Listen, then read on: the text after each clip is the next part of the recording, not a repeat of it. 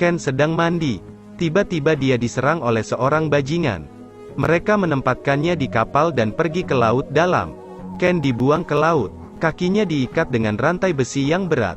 Ken panik, berjuang untuk berenang ke permukaan laut. Tetapi karena rantainya terlalu berat, dia perlahan-lahan tenggelam ke dasar laut. Dia mencoba membuka rantai, tetapi tidak berhasil. Setelah berjuang untuk sementara waktu, dia tidak bisa lagi bernapas.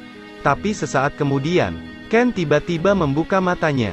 Dia mulai menelan air laut dalam tegukan, seperti bisa bernapas di dalam air. Selain itu, ada juga kekuatan aneh. Rantai besi berdiameter 2 meter dilepas dengan lembut olehnya. Kemudian dia berenang ke permukaan, dengan kecepatan 800 mil yang membuatnya mencengangkan. Beberapa saat kemudian, dia berenang ke pantai. Pada saat ini, kedua bajingan itu belum pergi, dapat bergegas membalas dendamnya. "Mengapa kamu ingin membunuhku?" Satu lagi menyerang dari belakang. Dia terhempas ke tanah dengan sikunya. Kedua bajingan itu masih ingin mengendalikannya. Ken menggunakan kakinya untuk menendang salah satu bajingan. Selanjutnya, kunci tangan orang itu dan sodok matanya. Lagi pula, siapa yang ingin menyakitiku? Tetapi kedua bajingan menolak untuk berbicara. Setelah bisa pulang, Ken menemukan bahwa dia bisa menghentikan air di udara. Tiba-tiba menemukan bahwa ada masalah dengan tubuhnya. Dapat segera menyalakan keran untuk mempersiapkan percobaan. Pertama-tama, dia membiarkan tubuhnya masuk ke dalam air. Tahan napas dan lepaskan banyak gelembung udara. Ketika Ken hampir mati lemas, keajaiban terjadi lagi.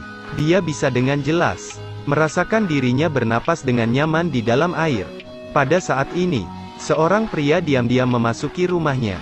Dia dapat dikunci di tangki ikan. Orang itu mulai membuka katup. Sejumlah besar air mulai mengalir. Dengan mati-matian berteriak keluar. Dia dengan cepat ditelan oleh air. Tidak peduli bagaimana dia berjuang, orang-orang di luar tidak menunjukkan belas kasihan. Sebaliknya, dia juga tampak menikmati mangsanya. Ken dapat menelan banyak teguk air. Mulailah bernapas dengan nyaman di dalam air. Kemudian, pemimpin membawa pria itu pergi. Biarkan satu orang tinggal untuk mengawasi. Orang itu menembak Ken. Ken mengangkat tangannya sejenak. Permukaan air itu menggulung. Gangster itu sedang tidak enak badan. Ambil pistol siap menembaknya. Gangster itu seperti terhipnotis. Dia menjatuhkan pistol dan melompat ke tangki ikan. Dia sepertinya kehilangan kendali, dan perlahan mendekati Ken.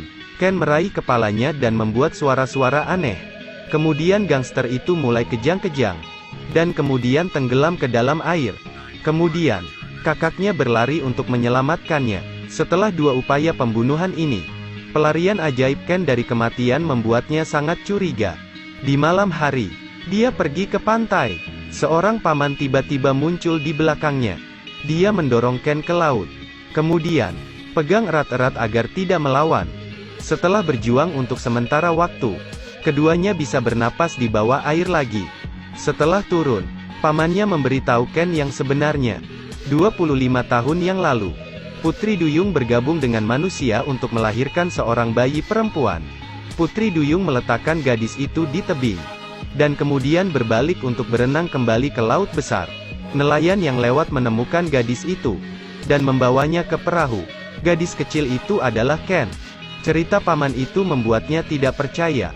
Dia tidak bisa menerima bahwa dia adalah keturunan Putri Duyung. Tapi Ken bahkan kurang menyadari bahwa bahaya besar mendekati. Seorang wanita tua yang telah terdampar. Namun saat air laut menyentuh lengannya, kulitnya yang berusia 80 tahun tiba-tiba berusia 18 tahun. Kaki yang memar juga cepat sembuh. Setelah beberapa saat, wanita tua itu berubah menjadi wanita muda yang cantik. Tapi dia belum bahagia. Paman pingsan karena dihajar dengan batu bata. Kemudian menikam perutnya, dan menguncinya di ruang bawah tanah. Lama tidak terkena air laut, berubah menjadi wanita tua lagi. Tapi dia memiliki kemampuan untuk memprediksi. Berkat kejeliannya, dia menjadi ratu wilayah. Setelah peramal nasib, Aryan menemukan dirinya akan ditikam sampai mati. Dan orang di sana adalah Ken.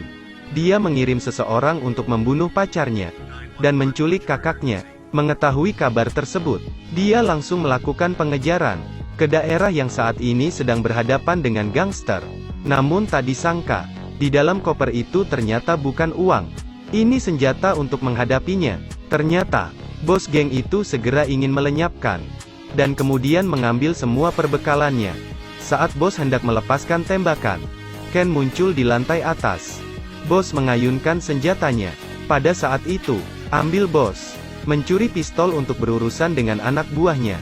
Bos yang melarikan diri dari kendali pistol, mengangkat senjatanya untuk menyelamatkan dirinya sendiri. Dan sekarang melepaskan ikatannya. Selesai menusuk bos dengan pisau, bos menggunakan sikunya untuk melawannya. Dan kemudian melarikan diri. Pada saat ini, dia menusuknya dari belakang. Dan bos menangkapnya, dan membawanya ke pantai. Lari untuk menyelamatkan saudaramu. Dia mengeluarkan pisau yang menarik perhatian bos. Ambil kesempatan untuk melakukan serangan balik. Tapi pistol itu mengenai gadis di pantai. Dua orang bergulat di dalam air. Sayangnya dia terkena peluru. Dan bos, untuk sesaat tidak melihat jejaknya.